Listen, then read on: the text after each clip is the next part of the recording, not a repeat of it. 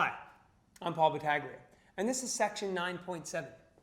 Students now come into section 9.7 with some knowledge of vectors and why we work with them, so now naturally it's time to bring in the calculus components. So the essential question we would like students to be able to answer at the end of section 9.7 is, how do I integrate and differentiate vector-valued functions?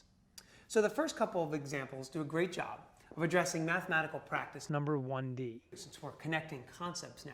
But it's interesting to note that students actually are almost bewildered by how easy this seems at first. Because really, yes, you can just differentiate each component, and you can integrate on a component by component basis as well. So this is a good thing. Sometimes it'll even give them a little confidence because the year has seemed so long and arduous at this point. Now, let's talk about higher order derivatives.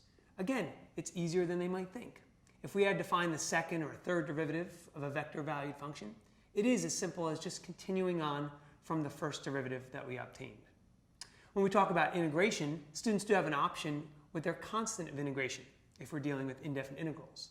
Would you like to put that in each component plus c, or would you like to just put that plus c at the end of the entire vector? Their choice.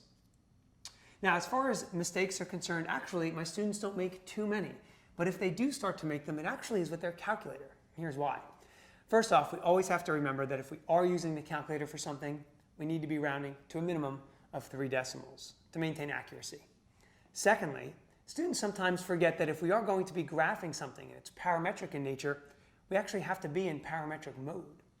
And then if we are including something trigonometric, are you in radian mode? So look for these things as well.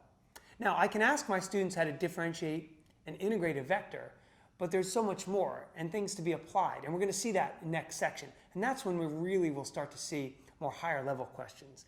Position, velocity, acceleration, total distance, things of this nature.